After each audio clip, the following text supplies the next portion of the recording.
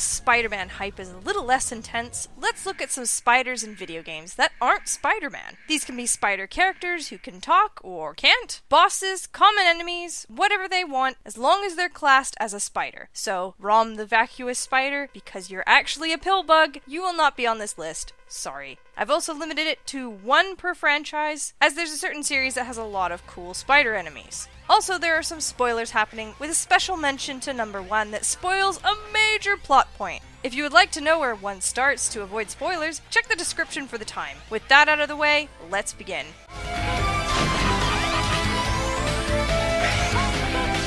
Number 10, BD Longlegs, Pikmin series.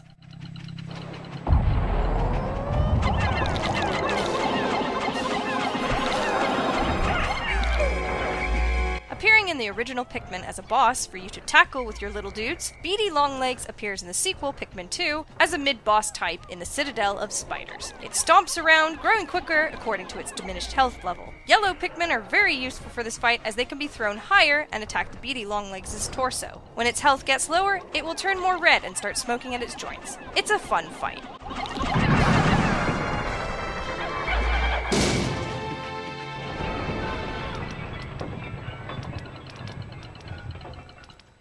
Number 9, Twilight Arachnid Armogoma, The Legend of Zelda Twilight Princess.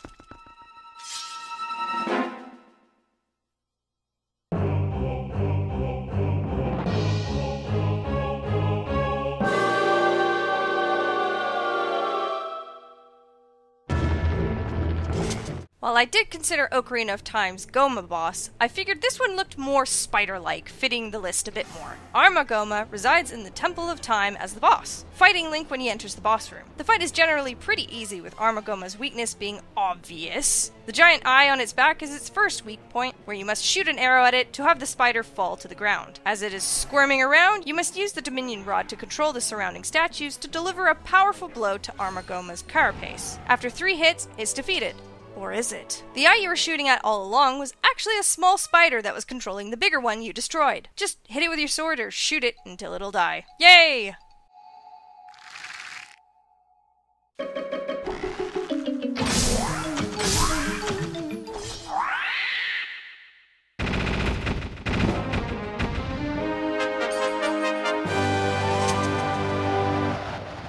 Number 8, Muffet Undertale.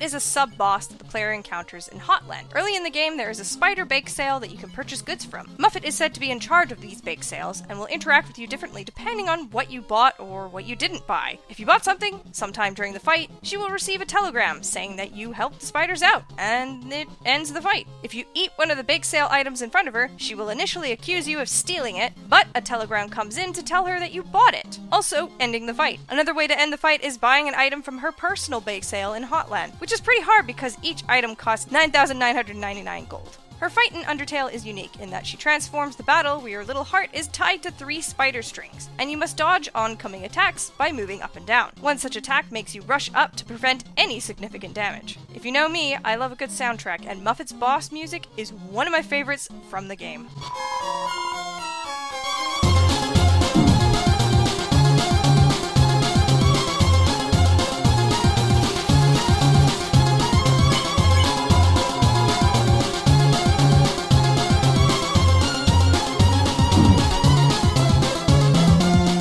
Number 7, Spider Queen Okami.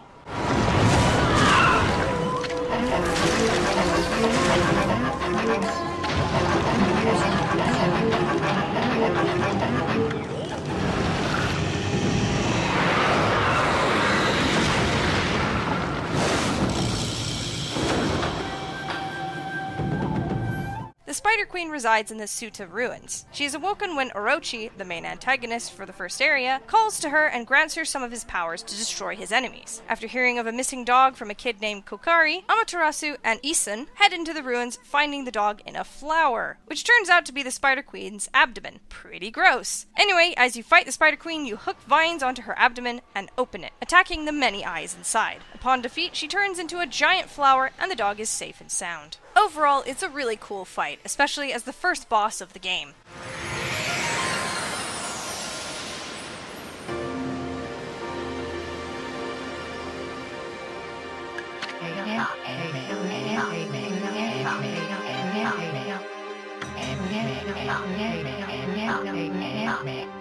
Number 6. The Metal Queen, Brutal Legend.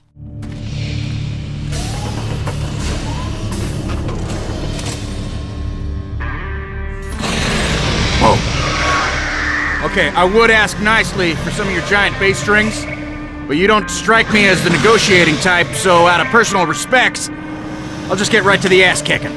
This one is awesome. It's a giant metal spider who is the matriarch of the metal spiders. Eddie Riggs, the protagonist, is tasked with finding the bass strings heavy enough to heal his ally and love interest, Ophelia. Apparently, the Metal Queen has the heaviest bass strings of them all, and you must fight the Spider Queen to obtain them. During the fight, the Metal Queen will summon metal spiders after you and birth a bunch of tiny ones. What you have to do is smack down a large thunderbolt to stun the Metal Queen and beat the shit out of her face until she's defeated. It's just such an awesome enemy design.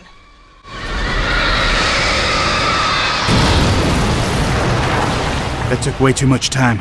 If I'm gonna get these to the Killmaster in time, I'm gonna have to book! Number 5. Squidder the Spider, Donkey Kong Country 2.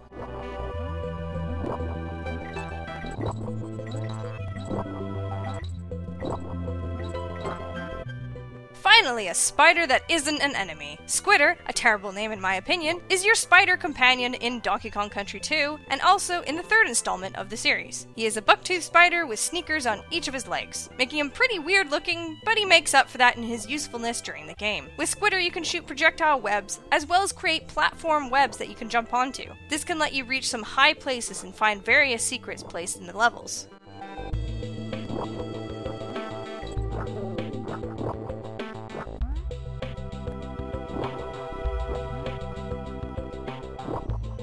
Number 4. The Contessa, Sly Cooper 2, Band of Thieves. The reason this character is so high on this list is, well, the lengthy and really interesting backstory of the character. Have a listen. At the moment, they are the unwilling guests of Interpol's most renowned prison warden, the Contessa. While still a criminal psychology student, she entered into a whirlwind romance and married a wealthy aristocrat. Sadly, the union was short-lived, as the general suspiciously died a few weeks after the ceremony. The widowed Contessa put her education and newly acquired estate to work by opening a criminal rehabilitation center. Her pioneering use of hypnotherapy has produced some good results, and subsequently earned her a prominent position within Interpol. Pretty neat stuff, really. Anyways, the boss fights with the Contessa aren't revolutionary, what with the mini spider enemies she spawns, as many of the other spiders on this list do, but she does have a hypnosis attack that temporarily confuses or stuns Sly, so that's different from the rest on this list. I also love her voice. Excellent police work, Constable Mila. Carmelita's never been able to catch the Cooper gang, yet you capture them in just a few short weeks. Number 3. Quelag, Dark Souls.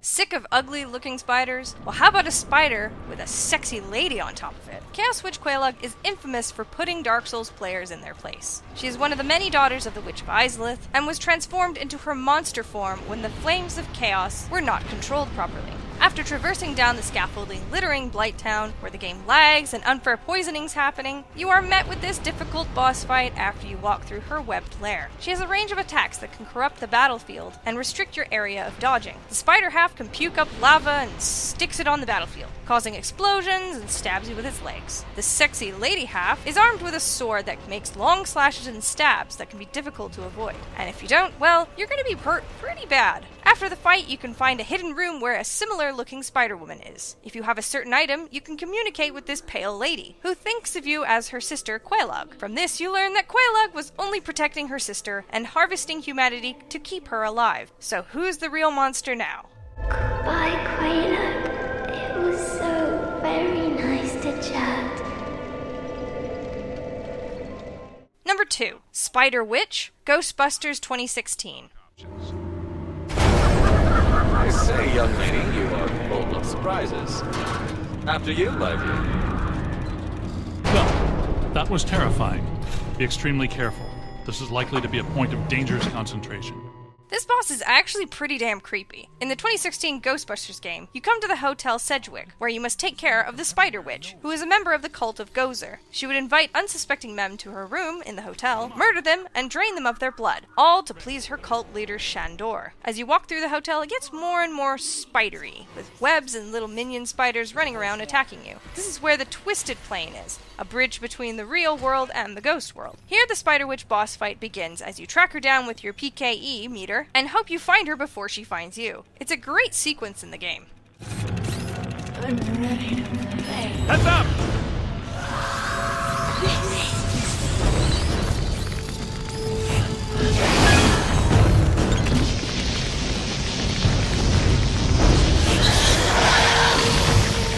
Number 1. Spider Lady, Brothers: A Tale of Two Sons. If you plan to play Brothers: A Tale of Two Sons, please don't watch this as it has huge spoilers. Finding out that their father is deathly ill and needs the water of life to survive, two brothers, Naya, the elder one, and Nai, the younger one, embark on a journey through villages, the hills, and mountains to find this life-saving water. Along the way, you save a girl from being sacrificed by some tribesmen. As thanks, she accompanies the two brothers, eventually seducing the eldest. She lures him into a cave, much to Nai's dismay, and the girl turns into this spider lady, bent on devouring the older sibling. After ripping off her legs, the spider lady fatally stabs Naya before succumbing to her own death. Unfortunately, this marks the end of the older brother as he sends Nai to fetch the water for their father. When the younger sibling returns, the older brother has already passed away. The reason why she's number 1 is that I'll always remember how heartbreaking this part was. La Hoya.